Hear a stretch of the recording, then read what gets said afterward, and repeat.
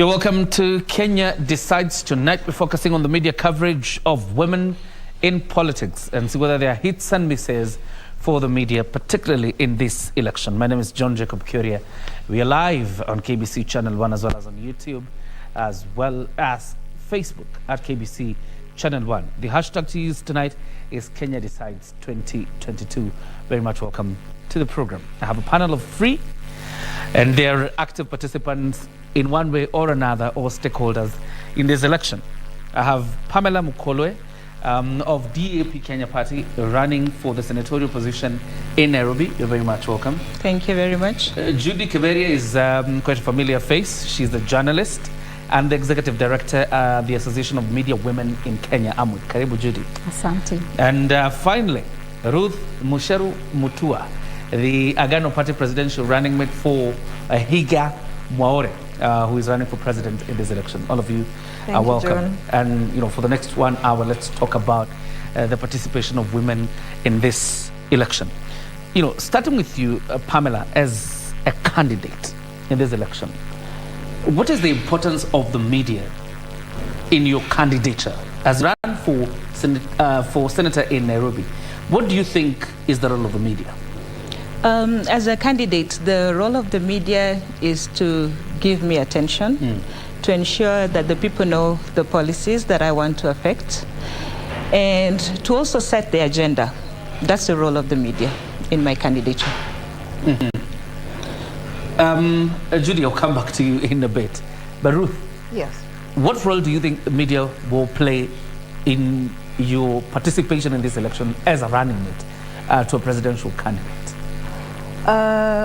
I believe they need to broadcast the intention and the purpose why Agano Party is running in this race, to enlighten people, our agenda, our manifesto, and the reason why we need peace.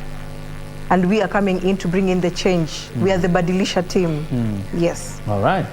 The convergence of media and politics, even before we talk about, women politicians, the convergence of media and politics. Speak about it. One of the things I'm really excited, like you can see, for me, my dream in the media and now heading the Association of Media Women in Kenya is to see more women in politics getting coverage. And one of the things that I consider very important is the role of the media in the democratic process, the role of the media in ensuring equality and equity in social spheres of life. And one of the things that I'm really excited about this election is that the gender agenda is on the table. And because of that gender agenda, it's become almost stylish that everyone running for different seats, that's especially the presidency, the gubernatorial seat, you've realized now it's become like the in thing to have a woman as a running mate, which from last year, the Kenya Media Sector Working Group, we made a decision as the media industry in this country to ensure that we do gender mainstreaming by ensuring the voices of the women is being heard, that we don't want to see panels made up of only men talking about politics. And for me, I can say this time is a hats off to the Kenyan media for making the gender agenda a big issue as we move to the 2022 general election. And the media now more than ever understands our role in the even, let's say, conflict sensitive reporting, how we report to ensure there is peace. The environment is very conducive for women to run in an environment that is safe for them, in an environment that celebrates women as not just victims, but also women as leaders, women as people with the potential to lead. So for me today, John, I'm really excited, and also want to congratulate you for creating that table and ensuring that women are not being left out of the debate. This is the kind of relationship that I see in this election. The relationship between the media and the politics now is ensuring that we are not forgetting other aspects that make part of the process of the election. You give a hats off to the media for the coverage so far in terms of involving women in this participation. Is that where you would want to be? Is it a 90%? Is it 100%? It's not, we are not where we want to be, but looking at, for example, even female representation in our politics, in 2017, we're talking about 21% of women representation in elective seats. In 2017, we had a 23%, which was a mere 2% increase. And this time, if we look at even the number of the women who have come out to vie for political seats, including the gubernatorial seats, there are so many now. If you look at the senatorial, the same way. If you look at even the MCAs, the number is quite high. And one of the things that I believe has been the platform that has made more women to come out is because the media has opened up the space and has decided to make gender the agenda. You know, in our role as the agenda setting as the media, I think for the first time we've pushed this. And one of the things also we've been trying to do is to highlight challenges that women face. And one of them has been violence against women. And now with, for example, the digital space, threats have increased because the more the women that we have, yes, we're celebrating, but we've seen an increase in, on attacks on women online. We've seen some being body shamed, others, there's a lot of digging into their private lives, others being asked insensitive questions, you know, how will you balance your family and this seat? Questions that are not asked to the men. And because of this, the media has been actively training Association of Media Women in Kenya, including all media associations, Kenya Editors Guild, Kenya Union of Journalists. We've come together to ensure that we are training the journalists, and development partners have also come. As we are talking now, a very big number of journalists are out in the field training journalists, and one of the things that they're training them on is gender-sensitive reporting. That we are not reporting about a woman like a victim or a weaker candidate, but we're looking at a woman as a professional, a woman who has the capability to lead. So I can tell you we've really worked hard, and where I sit now, honestly, I'm a very happy journalist. I'm a very happy executive director of the Association of Media Women in Kenya. I'm a very happy partner of the media because of the work that we've done in pushing the gender agenda forward and looking at all sides of the coin. We are not looking at just the woman, but it's also ensuring the male voices are being heard to support the women in the election. As a partner to the media, probably let's listen to the candidates in this election. And probably from your end, Pamela, tell us, how have you been covered by the media since you declared your intention to run for senator in Nairobi? Let me first begin by telling you a story. Last year, we had a training by FIDA, and many women all over Kenya who had come to vie for different political positions. After the training, we came together and we formed a group called Women Aspirants Kenya. These were women who really wanted to vie for political office, and they were serious, and they wanted to encourage each other. Now, from that time, all the women went through nominations, the nominations hurdles, until they all got cleared by IEBC. So right now, there are women who are going to be on the ballot, which gives them at least a 50% chance of being elected. And this was done because women felt that it is their democratic right to not only be elected, but also not only to be as voters, but as in to run for elective office. And that's one thing that I personally encourage as a candidate for other women. The media has played a very big role. During the nominations, we had a lady who got assaulted, and the women got together, and they new candidates, new political candidates never have partnerships with the media. New candidates? Yes, okay. They don't have partnerships with the media, or they don't even have relationships with the media because they are new. And so coming together helps them to find contacts and be able to reach out to the media. So when we got together, this lady was able to get help because her story was articulated in the media, and somehow she got reproved because of the legal aspect of it. As a candidate, the media acts. The media is important in giving my candidature attention, as well as my party. And the media helps the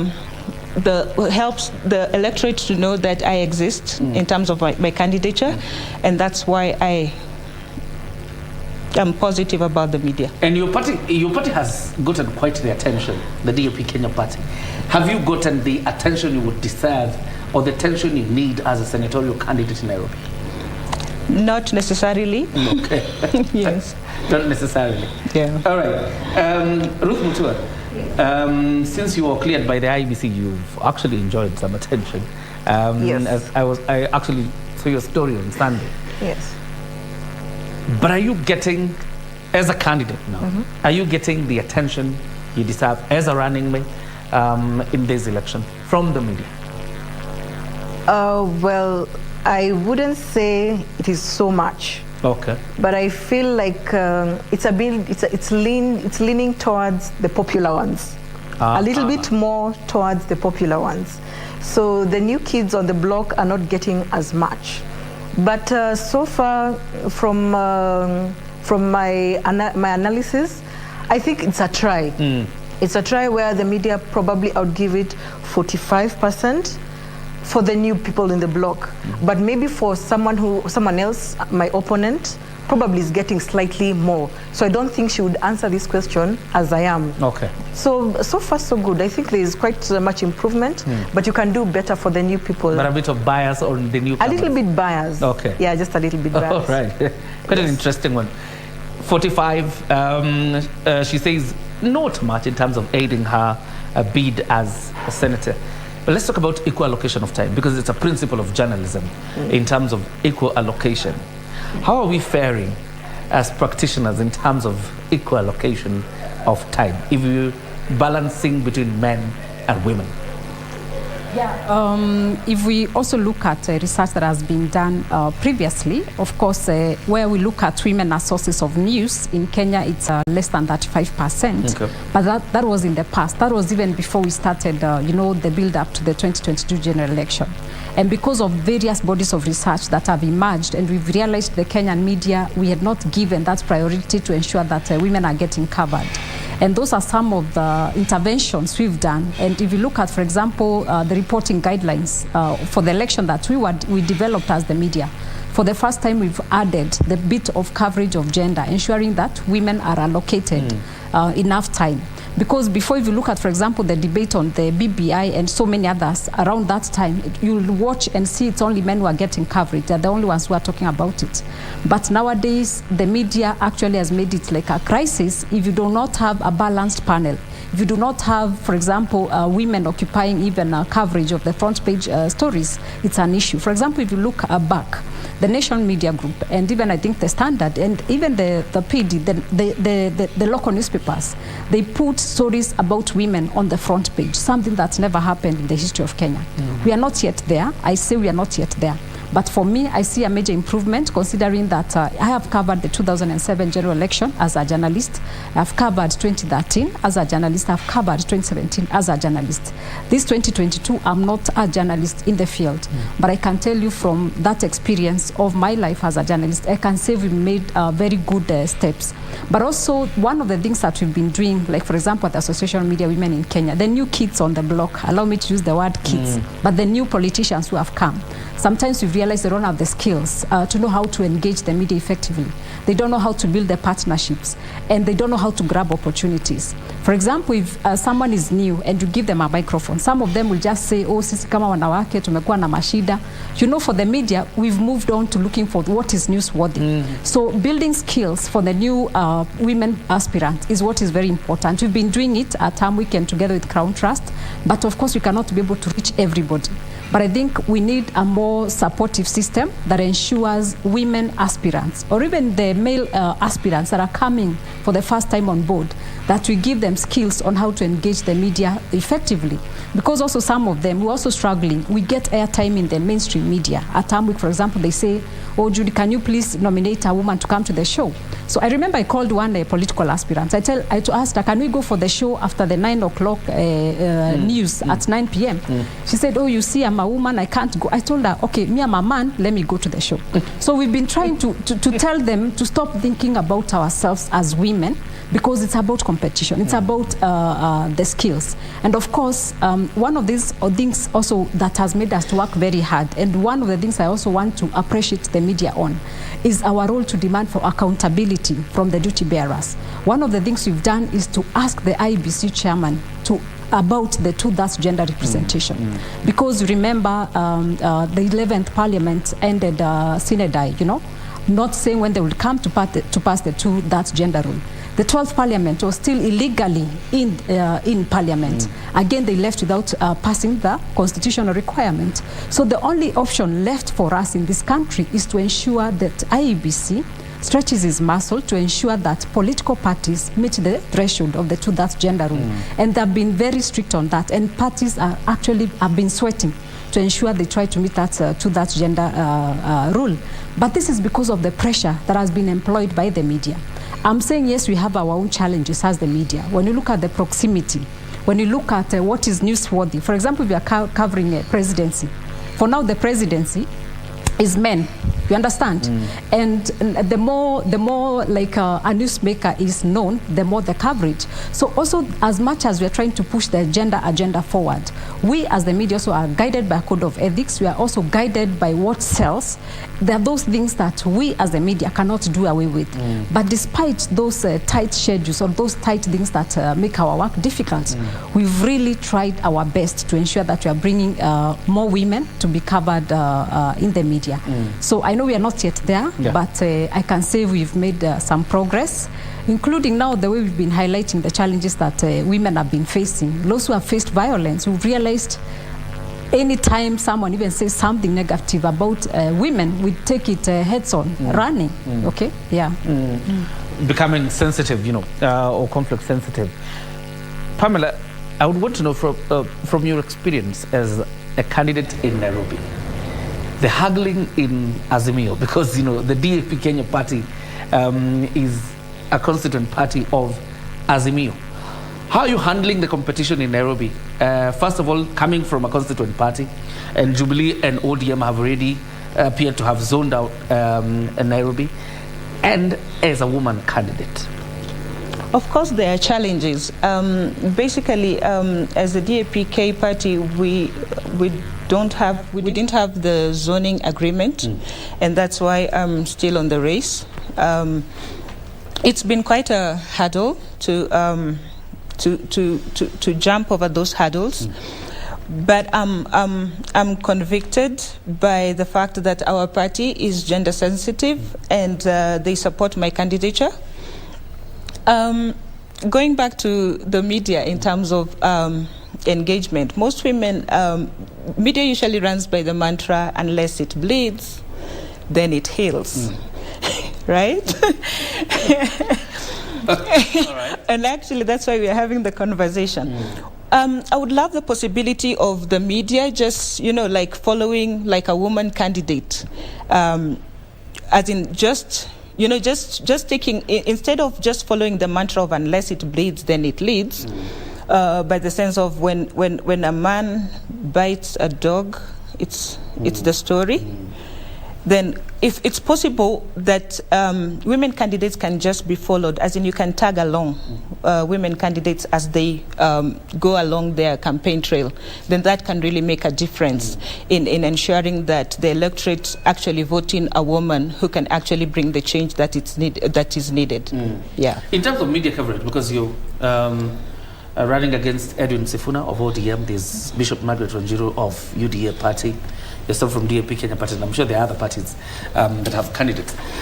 How do you think you have been covered yourself as a senatorial candidate in Nairobi? Actually, definitely I've had zero coverage. Zero coverage? Yes. Okay. To be exact. Until now. This is when I'm really happy. Have had zero coverage?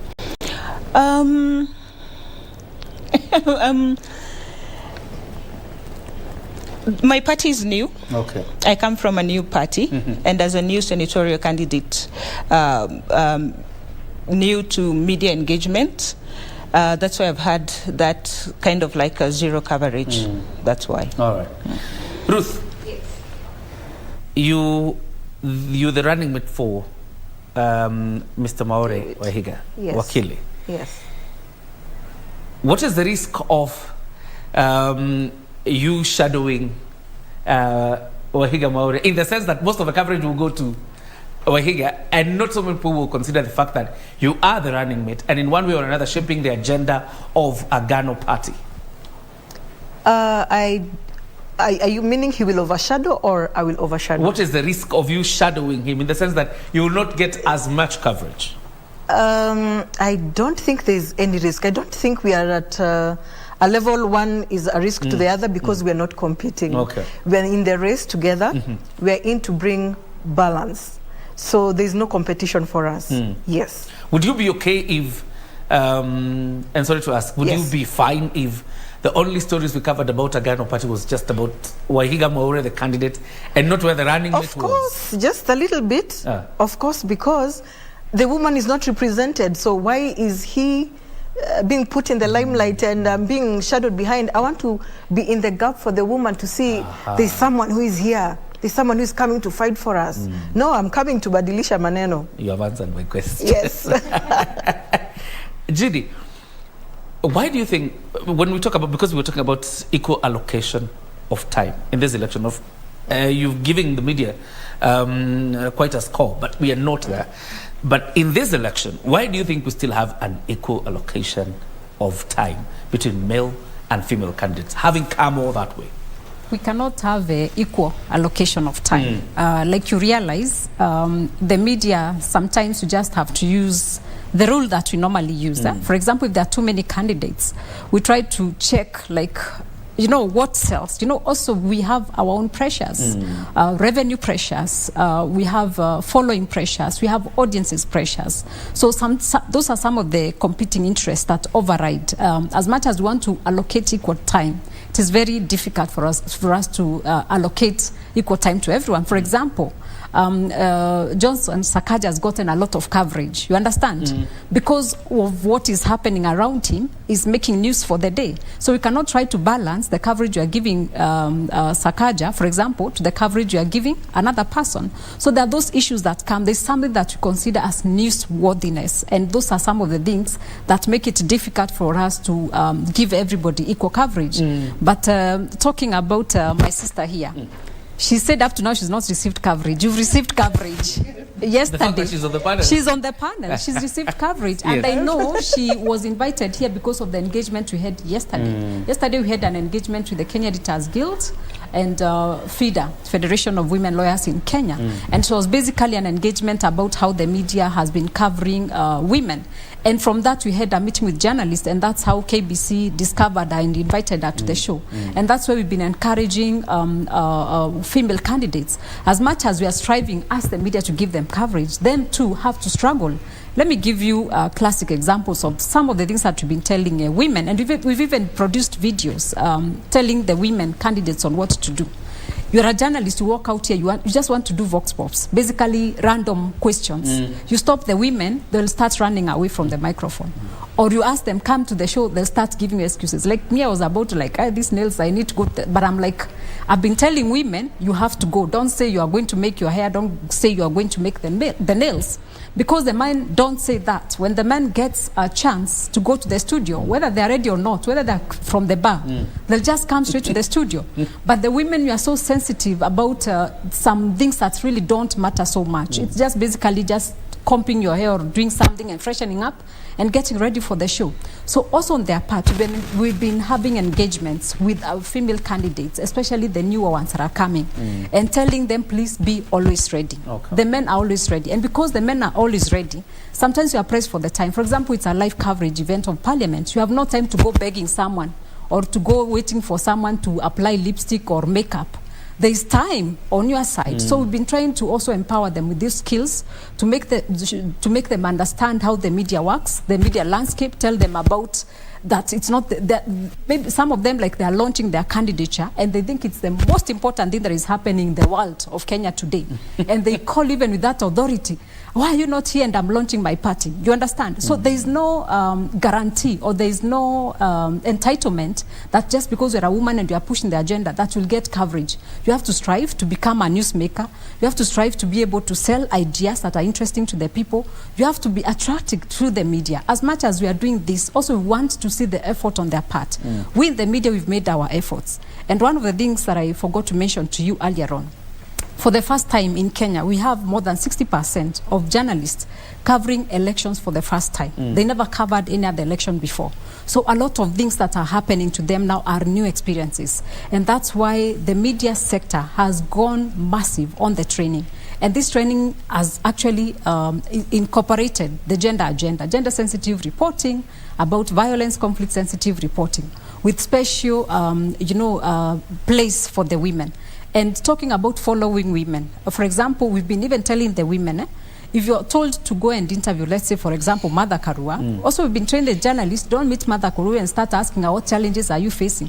Karua now is someone who's gone above challenges. Yes. So even the questions, the training of our journalists has to be, when you meet Mother Karua, you ask about, something different. For example, if you go to maybe northern Kenya, some parts of northern Kenya where there's clanism, where there's cultural issues, you can still ask that question of challenges. So even the training for the media has really been going on. Some have been being done in-house training for the journalists covering elections. So honestly, yes, I know we are not yet there. I'm not saying we are 100% gender. We still have some gaps. But for me, I'm really looking forward post August 9th just to see how many women are going to make it, because I am pretty sure that's 3% of women representation we had in parliament.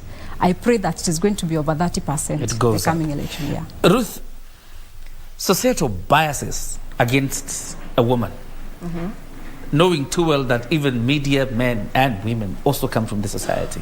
Do you think it plays a role in how the media covers women candidates? It could be yes and no.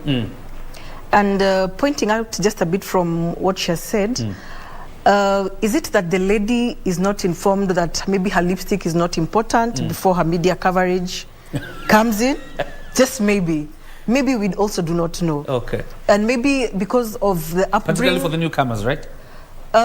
Yes, maybe the newcomers. Maybe the newcomers. I don't know about the old team, but maybe the newcomers are also coming with energy. Yeah. They're coming with a different face. So maybe we also need, or they also need, to be taught. They need to be trained. Let them know that an opportunity comes up for media, run. Just deal with what you have, run. The men in there could be knowing. They could be mentoring each other. But maybe the ladies also, we need also mentorship. We need also to be mentored in there so that we stop missing these opportunities. And where does this mentorship, when you talk about mentorship, yes, who do you target in terms of mentoring you? The advanced, the experienced out there. She could run such a program. Call the caliber of women who may need to be enlightened, and the branch grows, yes, into a big tree, and the ladies get informed. When this opportunity comes, we are trying to create balance on media too. Ladies, be ready. Okay. Yes. Yes. On that point she's building. For journalists, especially female journalists, we have mentorship. We have mentorship that, like, there's one we've just been doing with the US Embassy. We've been mentoring university students in third and fourth year from public universities on what to do when they join the newsroom. They're already ready. They understand how the newsroom works. They understand the challenges they are going to face. For me, the challenge has been, it's not for us to do the mentorship for the politicians. The ones who've made it, our Mother Karua, our Ngilu, the women who've made it, what are they passing to the younger generation of politicians that are coming up? This is a challenge to the politicians. For me, it's crossed my mind that they need to mentor younger generations. But of course, we've had a few success stories. For example, Lesuda. Lesuda has always spoken about how Leshomo mentored her. So this is the kind of mentorship that we need, that at least the female politicians who have made it can pick a few of them. They can even decide, let me talk to so-and-so, she's promising, or so-and-so. So that when they come also, they have some of these survival tactics of how to deal with the media, or even how to maneuver the political industry, because even when you get to those political positions, it's a war zone. You have to fight to pass the bills, you have to fight to pass the motions, you have to fight for the budgets. So there's a lot of mentorship that is required among women politicians in this country. The media, for us, we can train or help you on how to engage the media effectively. But in terms of giving the political lessons, I have zero knowledge on how politics runs, so I cannot be able to... on the mentorship required. And you see the way she's like very confident in engaging. It's because she has the experience, she has the she's had the she's had the time.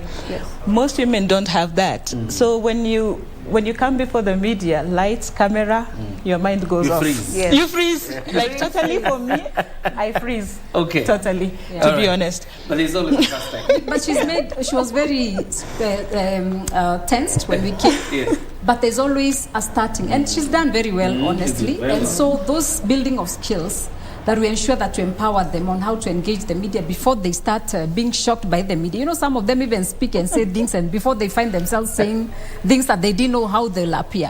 So that training for me is very important. But you're doing well. I mean, she's excellent, right? Absolutely. So we take a breather. When you come back, Judy, we'll handle that question of societal biases vis-a-vis how the media is, handling women politician stories, and whether there is a bit of it being captured in the reports they're doing daily about how these ladies are doing their campaigns. We're taking a breather. Don't go too far. Kenya decides still home. Here on Facebook, Twitter, as well as on YouTube, and of course on air on every platform available. Continue watching. We're coming back in a minute.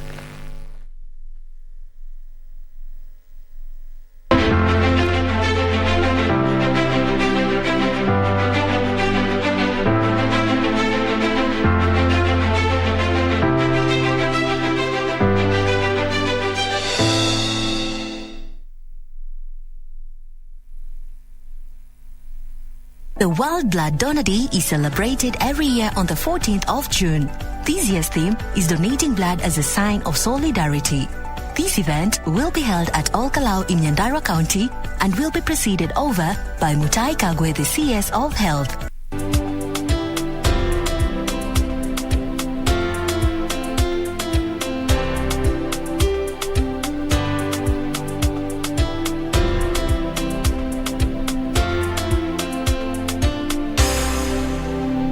As there is someone who needs blood every 2 seconds, you are encouraged to regularly and voluntarily donate blood in order to address the current shortage. Help save lives by donating blood. Top sports attractions on KBC Channel 1. In July, Kenya Morans face off against the DRC, Egypt and Senegal in the FIBA Basketball World Cup African qualifiers in Alexandria, Egypt from 1st to 3rd of July 2022. Also in July, Kenya plays South Africa in Rugby League test matches in Nairobi with a return fixture set for October. Still in July, watch the World Athletic Championships from 15th to 24th July live from Oregon, USA as Kenyan athletes seek glory. Followed by the 22nd Commonwealth Games from 28th July to 8th August live from Birmingham, England. In August, join our coverage of the World Athletics Under-20 Championships from the 1st to 6th of August 2022 from Cali, Colombia. Then, in November, catch the World Half Marathon Championships on 13th November from Yangzhou, China. Now that's what sets us apart as KBC Channel 1, your true sports partner. I called up his place and that's the information his landlady gave me. Well, that woman's going to hear from me. And we kept it from you precisely to avoid this kind of scene. And did you also know about it? He doesn't have as much confidence as I do that you will love me again like before. Camilo and your sister have just gotten married, and they're going to live in this house. Risk you're taking is disproportionately high, son. You cannot fool me, Paulina. You won't get away with it, and you won't overshadow my wedding. I want to marry your mom. I want the four of us to live like a happy family.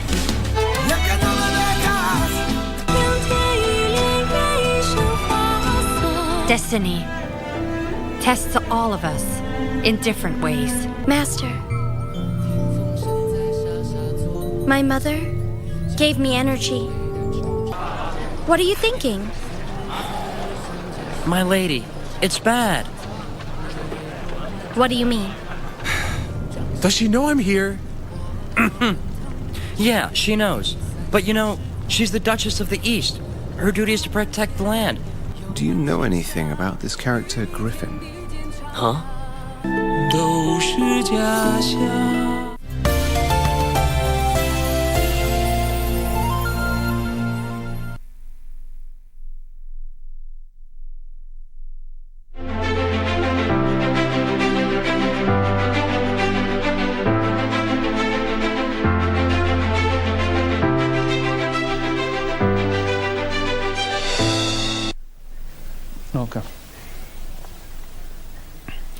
Welcome back. You're watching Kenya Decides. Our conversation tonight is on the coverage of media when it comes to women politicians, and particularly this election and how we are faring comparing to other election cycles that we've had before. And before we took a break, we wanted to dissect the whole aspect of societal biases vis-a-vis how the media is reporting on women politicians. Judy, do you think the societal biases have an influence on how we report or tell stories about women politicians? Yes, actually, if I remember when we began the debate about the two, that's gender role, it became like the two-woman role. Even ourselves as a journalist, we had an engagement with a journalist, and actually the men were asking, why should we be dishing out, seats to the women? So even definition of gender itself was a big issue. Gender in Kenya for a long time has been translated to mean two, that's women rule. That already gave us a very big challenge. So, and this is, and then that part of dishing out, it looks like women, they're just big, nikupewa too, like they are weak, like they cannot fight for themselves. So because of also that belief or a societal inclination that makes the woman look weak, has made it, even up to now, there are people who don't believe a woman can actually lead. We are struggling with a society where up to now, you'll be shocked that people are asking, what will she be doing with the men instead of being at home, I was even shocked people asking about Mother Karua and, family issues. For example, she's grown up, she has grown up kids. Maybe at least we can complain about us, the younger people with the young kids. But her, she's already like, not like babysitting anybody. She's actually a grandmother. Yeah, she's already like someone who has a lot of time to offer leadership. So you'll still realize people bringing out these issues about, the personal lives about the people. And they're not even asking the same things about the men. So we've still seen that cultural belief of the woman still doesn't deserve a leadership position. That a woman still has to, be told what to do and that she cannot be able to lead. We've also seen some areas, for example, if you find some parts northeastern of Kenya, one of the women was telling us she wanted to go register as a voter, but her husband refused to give her her national ID. So we had to tell her, now you have to go and report to the chief. When she went to the chief initially was like, you have to listen to what your husband is saying. So if you come across some of these cases, you can still see our cultural beliefs, our social norms are still withholding us back from ensuring that we are supporting women.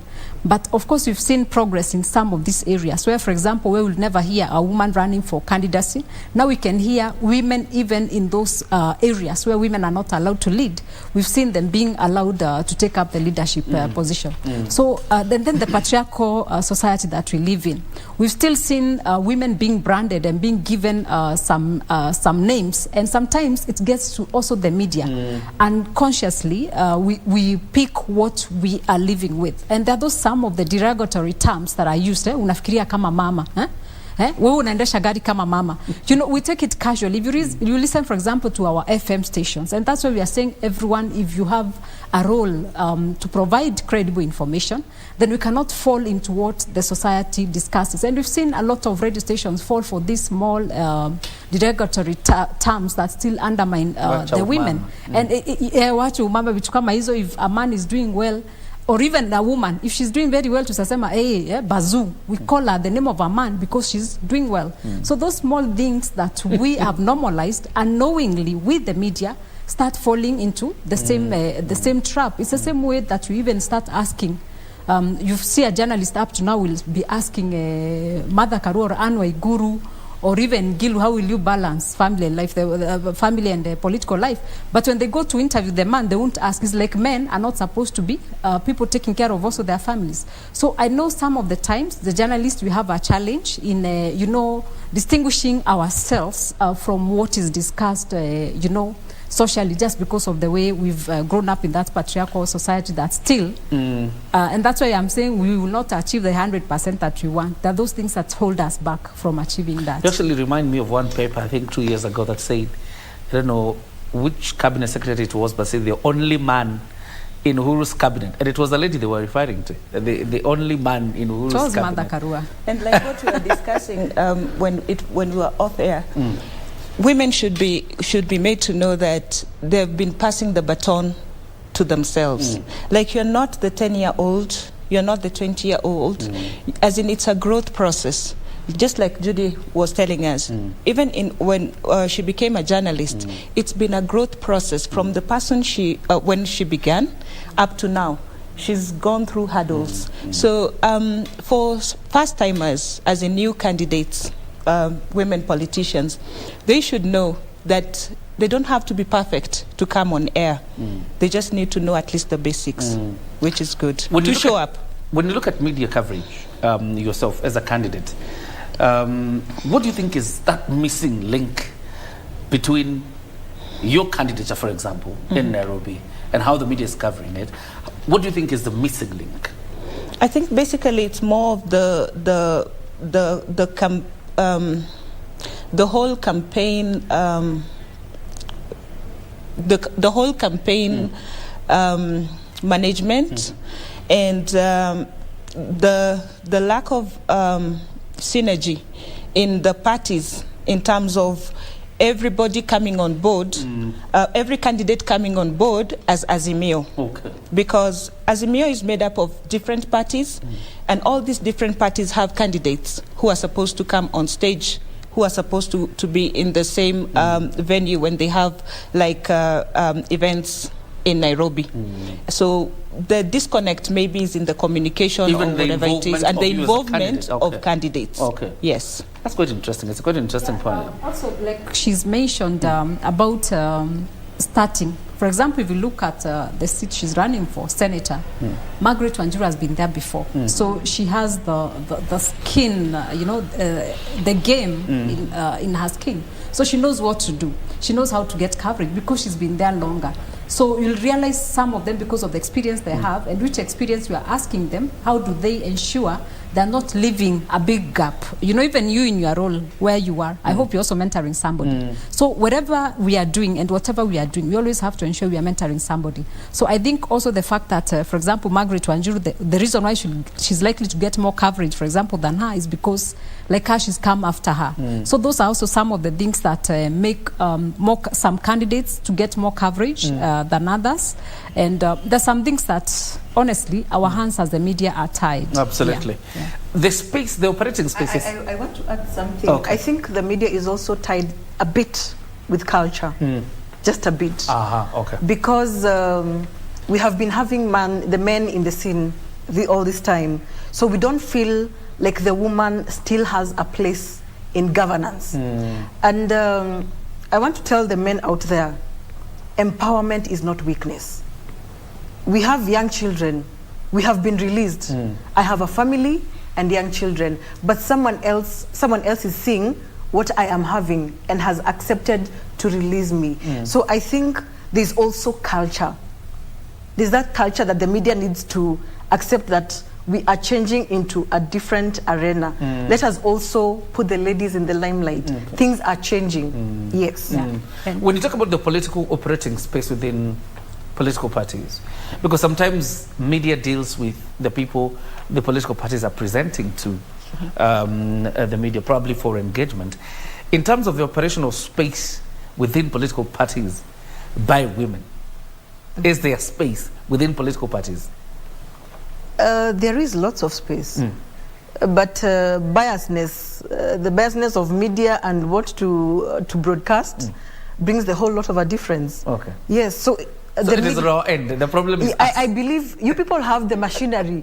I can't even broadcast myself. I can only broadcast myself on Facebook. So what if your political party does not give you the space to do that? Agano does. Okay. I will remove Agano from that list. Agano is giving me the space, and that's why I am here. So Agano is out of that list. We are in here to badilisha things. Okay. Yes. And Judy, I see you shaking you. I totally disagree, honestly. If you look at the reason, for the first time, even the presidential candidates have made it fashionable to have women as running mates. Even in gubernatorial, those running for governors, you realize it's either the woman running for the governor and then the running mate is a woman. For example, look at Meru County. In fact, in Meru County, I'm so proud of the running mate there.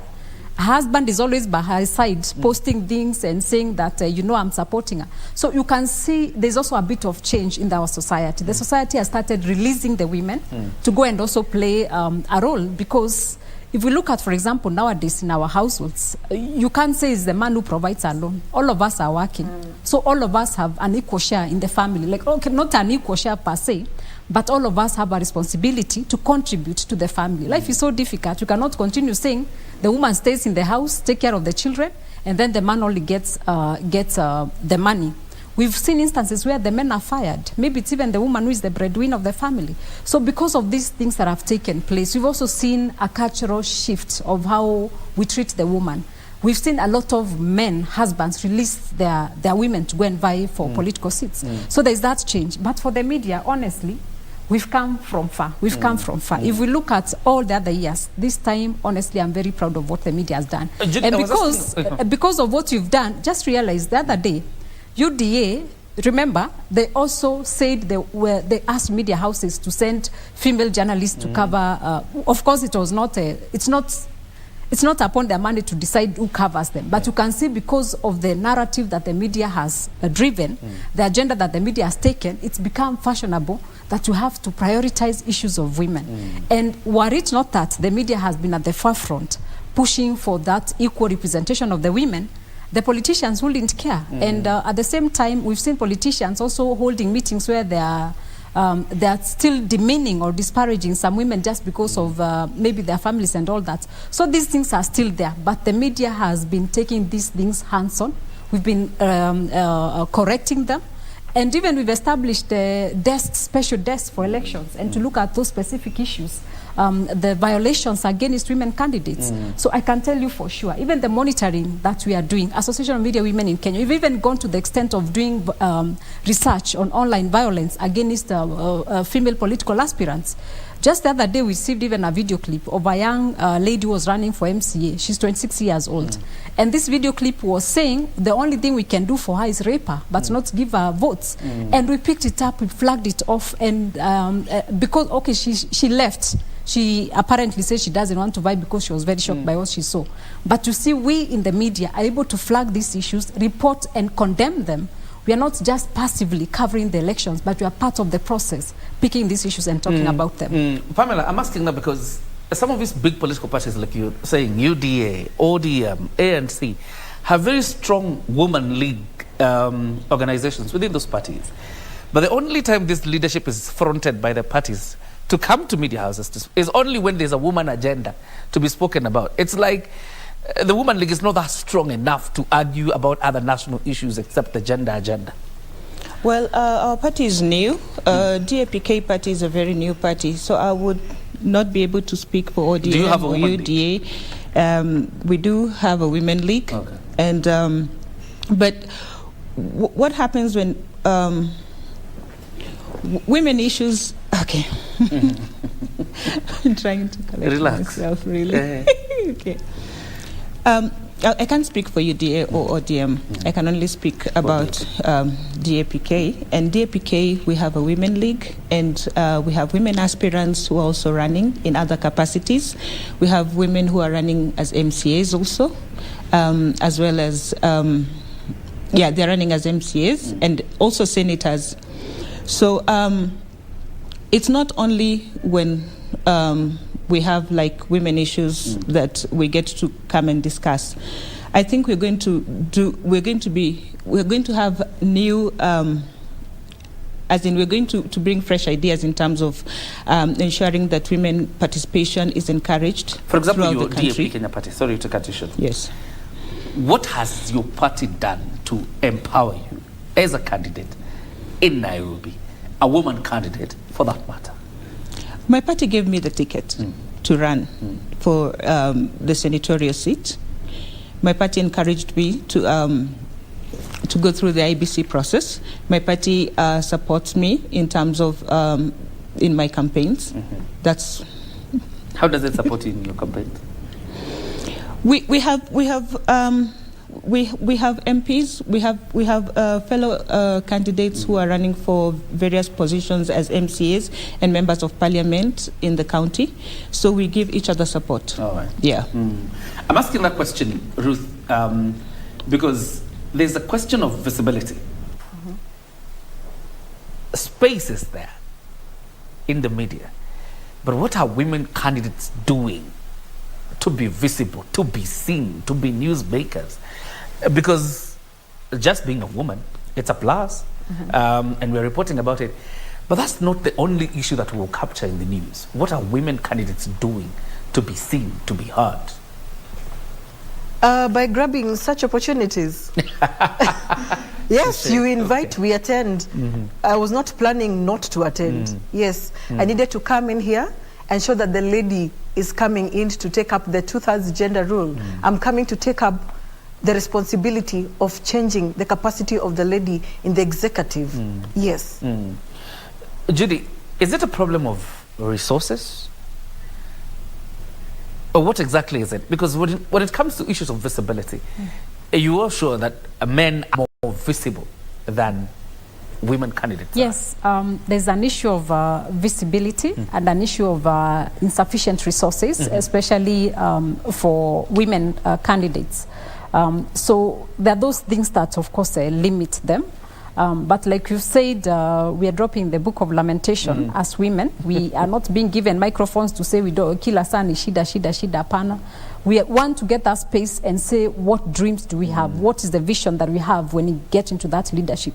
Yes, we are not refusing to say that we are facing challenges, but we face so many challenges. And some of those challenges that women up to date face, even in terms of inheritance, land inheritance, is still a big issue. Up to now, as much as the laws have been passed, that the provisions are there, we have a lot of structural and procedural incapacities within our system that still makes the woman not to get what they should get rightfully. If you go again to ownership of land, maybe you need a title deed to get a loan to run for a political seat. So because of also not having that financial muscle, political parties will most likely pick up candidates with a financial muscle that will be valuable in terms of finances to the party, as opposed to, you know, someone who is coming on board without the finances. And so because of that, again, the cultural things that we are talking, the cultural biases that we have, that we believe maybe women should not own property, or we believe women should earn less, which even we are experiencing in our newsrooms. If we look at the pay gap in our newsrooms again, you'll see the pay gap. Sometimes men, okay, sorry, it's not you, but I'm saying it's still an issue. So if we look at all those gaps and things that make a woman, when you look at her, you're like, she's likely to get married, or she has a husband, she'll be taken care of, so let us pay her less money. So this system continues all the way, and even as she's running for the seat, she doesn't have those finances to maybe hire the choppers, maybe get a fleet of cars to go after them, maybe hire bodyguards and goons to go and shout. So the woman is still disadvantaged and is still facing a lot of challenges when you talk about them being able to support their campaigns and being able to increase that visibility. Because to get that attention of the media, you really need the clamor around you. You really need the drama around you so that you attract the media. So a lot of women up to now are still struggling financially to get that attention of the media. So you are very right. Finances is still one of the things that women have reported are affecting their campaigns. Some of them will even maybe do one campaign in a month, or even no campaign at all, because they don't have the money to do that.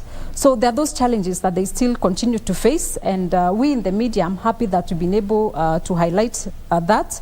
But also we've been, like week, we've also been training them on how to use the digital space. For example, if you're not able to access or get the attention of the mainstream media, we've started showing some of them how you can just use your phone and start recording video clips of what you are doing. The problem with the initial group that we had, they were there saying, oh, you know, the usual cliche, tuko na shida. So we're telling them, now you have to, when you go maybe on that TikTok or YouTube, you have to give us a message. What are you going to do for the people? Because also the women, they don't understand also their position sometimes in politics. You realize they think they're the dancers to entertain the crowd, or they're the people, you know, say, Wamama, you know, woye. So we've also been telling them to position themselves in their parties, that when they are given a chance, they talk about what they are going to do. And even some of them have always been mobilizers for the longest time. But this time, at least they are accepting also to move forward and actively participate at the top level of politics, and not just talking about only women issues, but also talking about issues that affect our society. The budget, the financial status, the health status. So even women are not just talking about gender issues, but are also talking about other issues that affect the people. Yeah. I have at least like about 6 minutes before we wind up, and it's important I hear from the candidates, starting with you, Pamela. What does a Pamela Ateka candidacy mean for Nairobi? What do you intend to fix in Nairobi? This is part of media coverage. A Pamela Ateka candidacy means proper service delivery for Nairobi residents. It means sustainable water and garbage collection. It means empowerment for women and youth. And I would request that on the 9th of August, that you would get up early and vote for me, Pamela Ateka. That will be a vote for change, and a vote for fresh blood, and a vote for every Nairobian, because every Nairobian matters. Every Nairobian matters. Ruth, why should we elect President Wahiga Mwaure and Deputy President Ruth Mucheru Mutua? For some reasons that I will mention. That one, I am coming to set in and implement a law on property, ladies' properties. We're having the notion of ladies losing properties. Once their husbands are deceased, we have every right to own property. Why do I become past once my spouse has rested? So I will come and help in to implement that. I want to come and implement the laws on gender violence, so that we are able to deal with that in each and every county, so that let us get some gender balance in all of us. I want to create space for women. Our ladies needed to speak. We need to speak ourselves out. We need to have, like she had mentioned, why is a lady HOD and a lady and a man HOD not earning the same, whereas the lady is even more educated? We need to give the gender balance. I'm coming in to push in for such priority for the lady. Yes, and that is why I ask the Kenyans to vote for David Mwaure Wahiga, and I'm sitting in, and I shall sit in as the Deputy President of the Republic of Kenya from the 9th after voting in. And please let us retain peace. We are here for change. But Delisha, it starts with you and me accepting to make the change. Thank you. Judy, you have the last one. Something very interesting here. Somebody says, I think the media coverage is attracted, candidates must, or is attracted, or media coverage is attracted.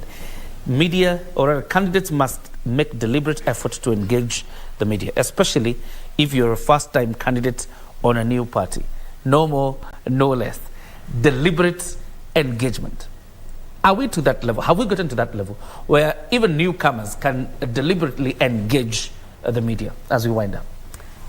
We are not entirely there, but we are getting there, and that's why I'm hoping let this vibrancy not end now. Let it continue, and let also the newcomers in the block understand that to build their candidacy or to build their popularity starts way before. It starts like if you're planning to vie in 2027, after the election, start doing something. So that when you already start, we already know you because of something that you've been doing. So it's a continuous process. It's not a one-time event. And building media relationship require a lot of engagement. It requires the skill and the knowledge to know how the media covers. The media is very responsible, very committed to ensuring that we play our role to ensure there is a free democratic election that calls for equal representation of both gender. Yes. And of course, you can have numbers of several journalists from several media houses. Anytime you have something, you can always alert them for coverage. Don't be biased. Don't be biased when I and the Azimio running mate call you for coverage. Don't be biased. Okay.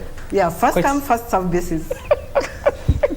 Ro Wangeshi, the MCA for Kinyona in Muranga, says these women are really strong leaders. I appreciate their courage. And thank you all for turning up. We wish you all the best, Ruth. We wish you all the best, Pamela. Of course, all the best, Judy, as you continue to empower women in media as well as the capacity building in media houses as we look towards the next general election. Thank you all for coming. That's all we had for Kenya Decides. Have yourself a fantastic night. See you around. God bless.